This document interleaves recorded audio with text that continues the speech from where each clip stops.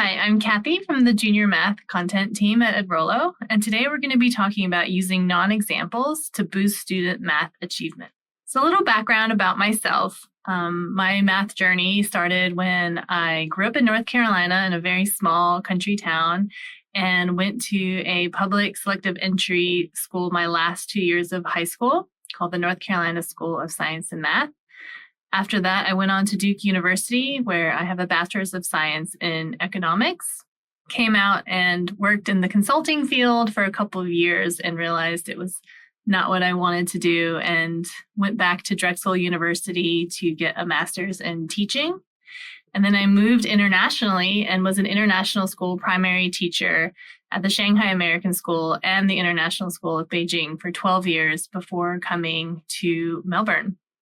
While I was working internationally, I also became a math coach in our school and also got a certification as a math specialist in international schools. So I've done a lot of math in my life. So today, what are we going to be covering? So we're going to be covering what and why is it actually a non-example? Why do we want to use them in our classrooms? Then we're going to talk about how to actually use them in your classroom, and the session with how to plan this lesson in order for you to be successful with it and using it in class. All right, so let's get to a bit of the background. So in cognitive load theory, which we've probably heard a lot about, your brain is always growing and learning no matter how old you are. Even now, I'm learning about recording things and doing things and creating a schema in your mind. So basically the schema is like a file cabinet that's in your brain, and you have all these little file folders. And when you're learning, what you want to do is activate that schema, pull out the learning, and that's how your brain grows. So how do we actually learn? So we learn by generalizing experiences and observations. So here's an example of a newspaper. We all know this is a newspaper. But when we're little and we're actually learning that this is a newspaper, our brain is generalizing. We see things like the font. There's different font sizes. There is really small text, really large text. There are real life pictures. So these are all examples generally of what makes a newspaper. So what is a non-example? So think about scenarios where in order to understand something, you need to know what they're not. If we think back to kids when they're learning, in order to learn that the stove is hot and they shouldn't touch it, they will know if I touch it, it's going to hurt. I shouldn't touch it. So don't do that.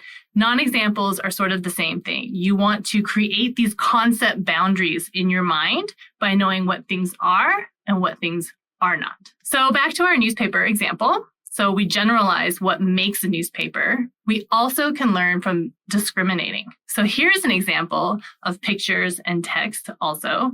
But what is different here? What do you notice? What do you see? We see that the text looks different than the newspaper text. We see that there are illustrations, there are cartoon drawings, there's pictures of color. This is not like the pictures that was on the newspaper. Here's another example of written text. So how is this also not like a newspaper? There are no pictures. There's a lot of text. There's a lot of pages. It's in a bound book. So our brains are learning by looking at what things are and also what they are not. So a good non-example as teachers, picking our examples is one of our main jobs. So finding a good non-example, you want to really hone in on what is the main skill that you want to be studying. So here's a science example where you see birds and you see a non-standard bird and you also see a non-bird. So what would be the actual skill that you are trying to focus on? There are feathers, there are beaks, there's a lot of different things that students could say make them different. But as a teacher, what you want to do is when you're selecting your example and non-example, you want to target that skill that you're trying to teach or target the misconception that they might have. And so we're going to go through some math examples of where I'll show you what are some good examples and non-examples and why some might not be. They may embed further misconceptions. So what did we just do? We just talked about our brain. Our brain is not finite. It's not a mass that's there, that's never growing. The brain is always learning. It's always growing. It's very malleable. So your brain is constantly taking in new inputs to create new knowledge. So generalizing and discriminating and creating those concept boundaries actually help the brain to learn and to keep that learning in order to apply it in other situations, which is what we want our students to be doing to really be successful in math. If we take a look at Bloom's taxonomy, we know that learning goes in this from remember to understand to apply, analyze, evaluate, and create. We really want to get our kids up to this top level by the time that they're in senior school. So they want to be analyzing, evaluating, and creating their own learning. In order to do that, we need to be showing examples and non-examples so that the students can also become very flexible with their learning so that they can reach that highest point of Bloom's taxonomy. So you might be asking, how do I use this in my classroom? So there's a mix of direct instruction. We definitely need to be showing the students what they should be doing in math and teaching directly the skill.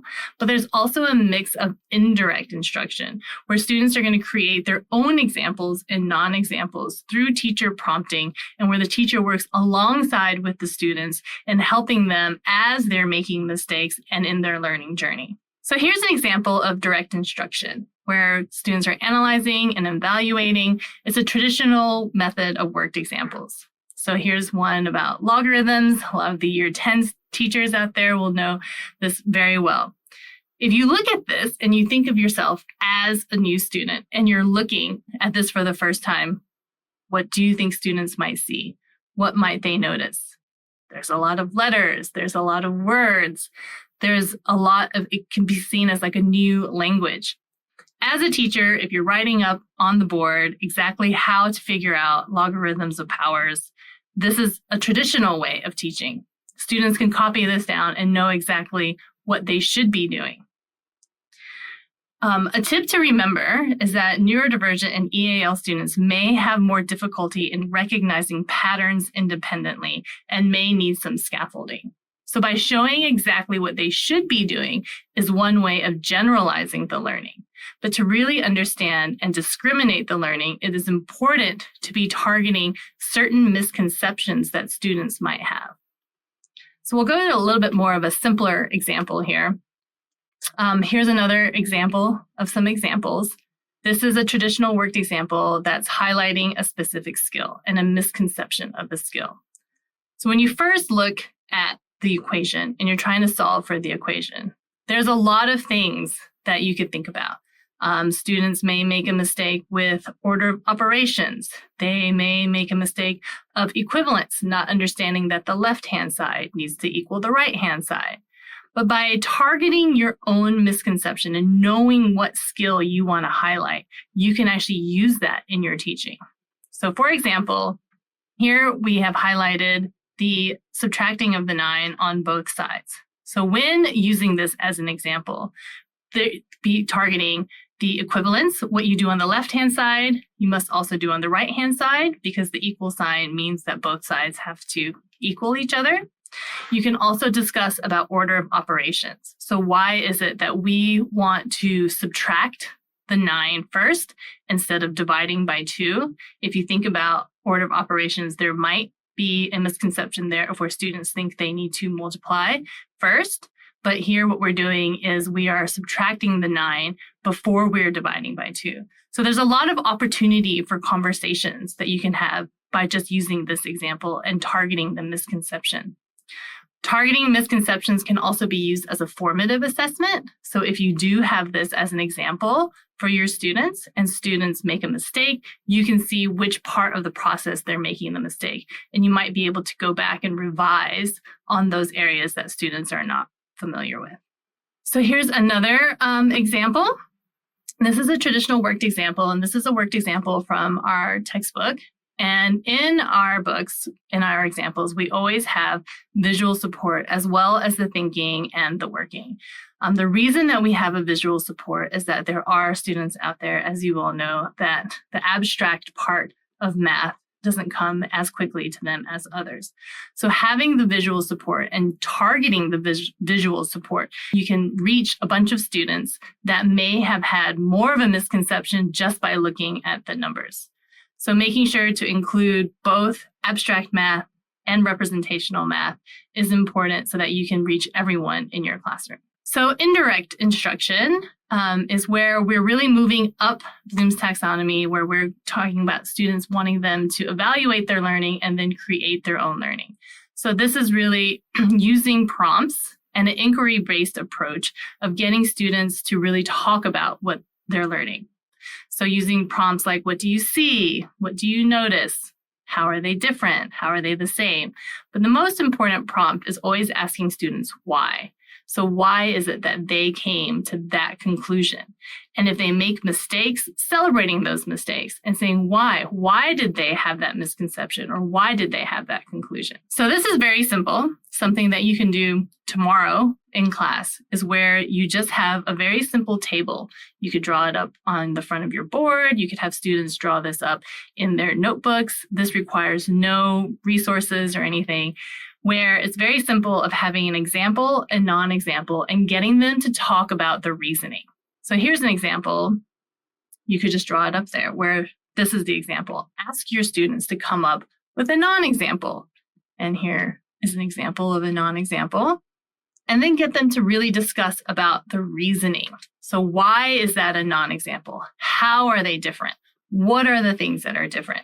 This is a great activity where students could work together collaboratively, have small discussions together.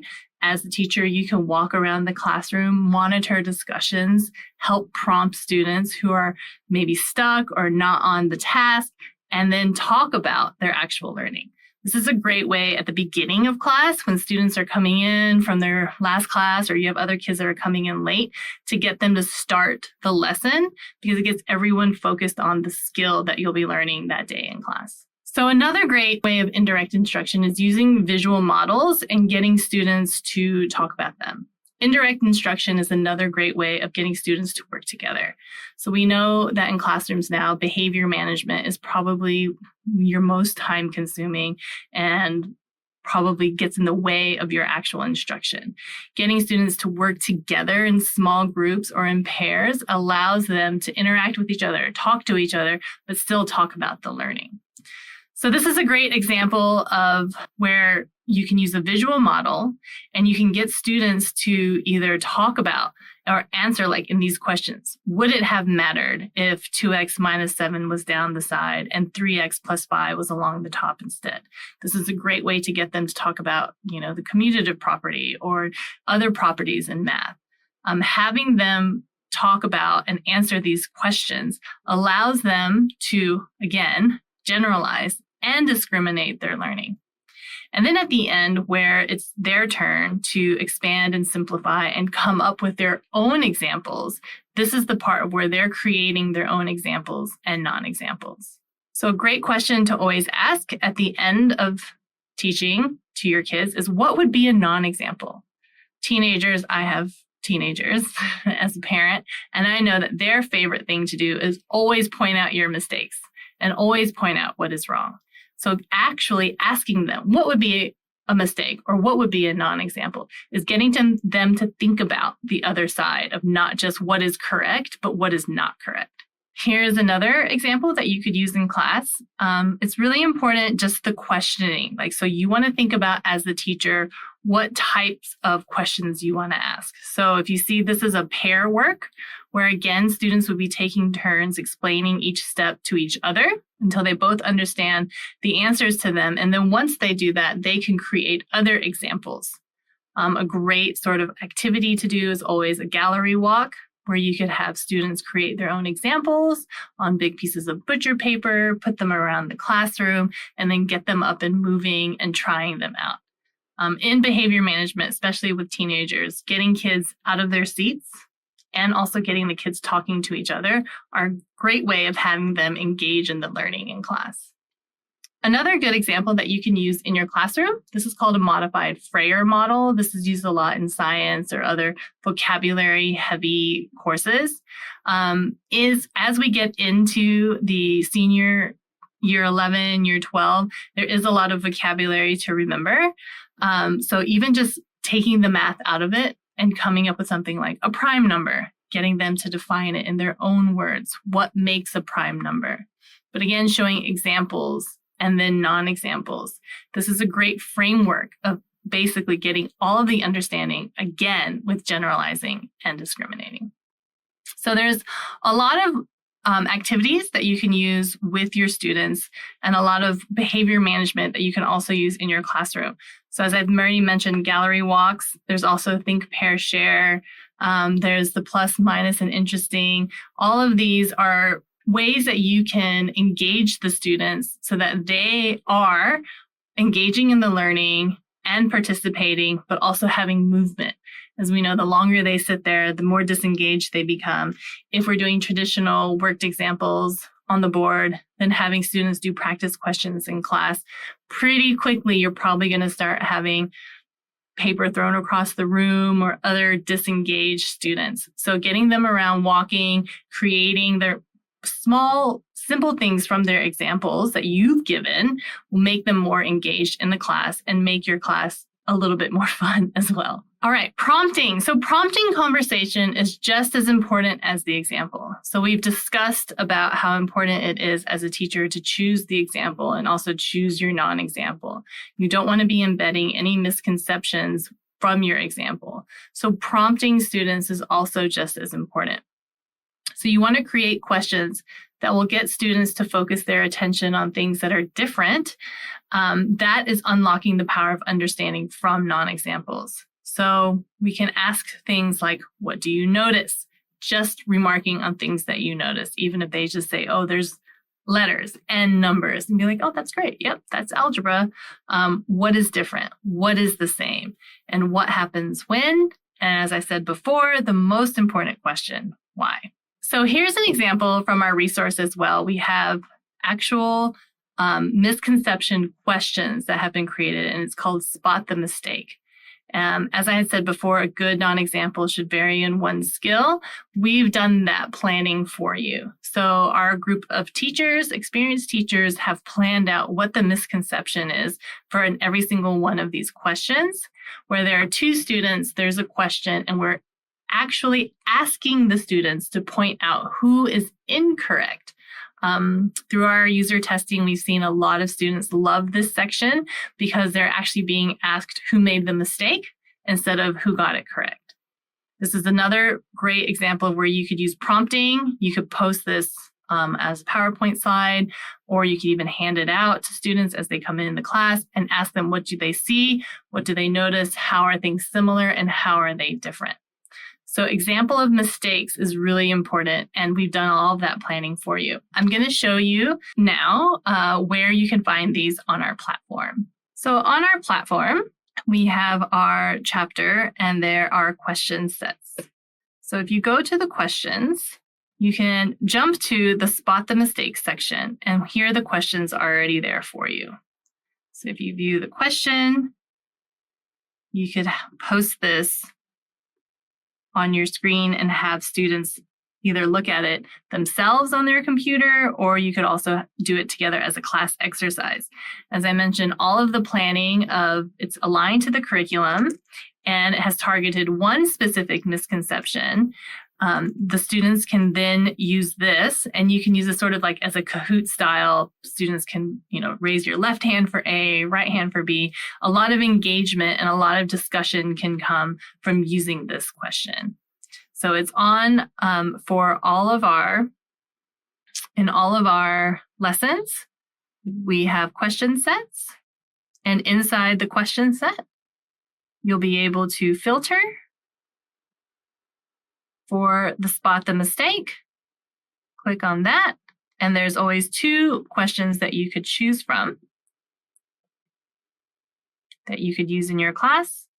And it also has the answers. So you could also use this to discuss with your class the explanations and why some students may have gotten it wrong. So to also help you in our product, we have at the beginning of each chapter in the research summary, a table that lists all of the misconceptions per lesson. So if you wanted to know, okay, I'm going to go to this lesson in 6A where my students are not understanding that the same variable on either side of the equal signs, they don't realize that it's part of the sum. you can use this example. This has been targeted in that spot the mistake question that I just showed you. And this is what you could use in your planning for your lessons. So non-examples can be used to highlight thinking and processes such as problem solving or fluency, and understanding why the student is incorrect helps their brains discriminate what is the actual example. Here's a way of working backwards. So in our textbook as well, we have fully worked solutions at the end of the book. This is another way where you could actually use the answer. So you could, as a teacher, post the answer. We have the highlighting already done for you of where each in the worded problem, how those work with key points and how we can use that in calculations to get to our answer. Noticing patterns. So math is all about patterns and recognition, right? So noticing the patterns and where students struggle, this is also very powerful for you as a formative assessment as a teacher. So you could flip your learning, and instead of doing question and then having students do the answer, you can actually post the answer and maybe work backwards as to ask the students, how would they come up with the question? So how to plan this in your lesson. So we've discussed that the importance of having varied examples. So students, you need to draw the students' attention to the deep structure of the content. So having a wide variety of examples across the chapter is really important. When I was a math coach, one of the tips that we would always use with our teachers is, as we are about to embark on a new unit, is even mapping out the main misconceptions of that unit, and then working from there, saying in each unit which of those misconceptions we want to target and which examples we would use to target those misconceptions. You also, as you're planning your examples, want to plan out what your contrasting non-examples would be. So this is drawing the student's attention to the boundaries, those concept boundaries.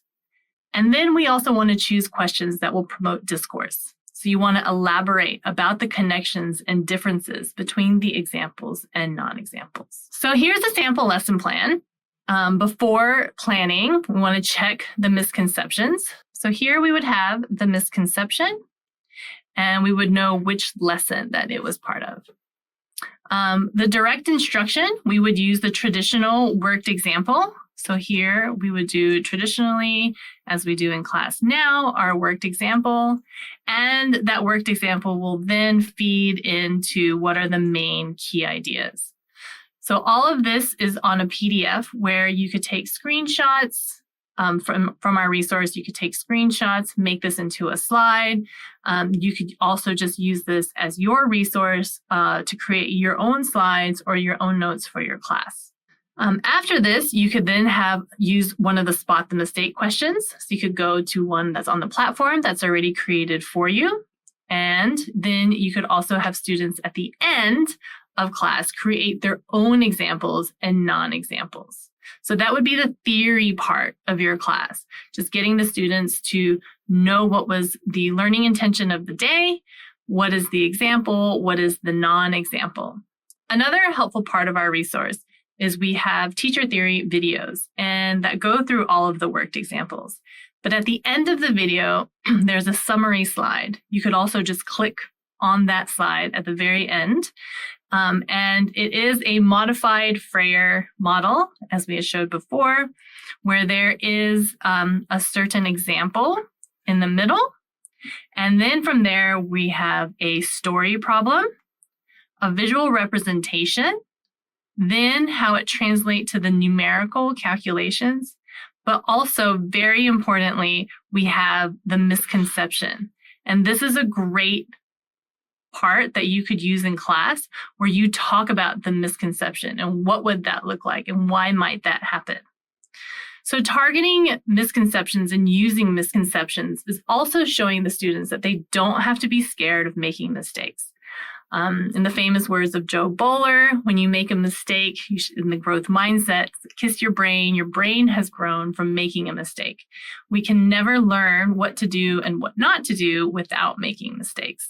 So that comes to the end of this session. If you have any questions about misconceptions, non-examples, or more questions about our resource, please feel free to email, follow myself on Twitter or Edrollo or both to find more information about our resources and how to use them in your classroom.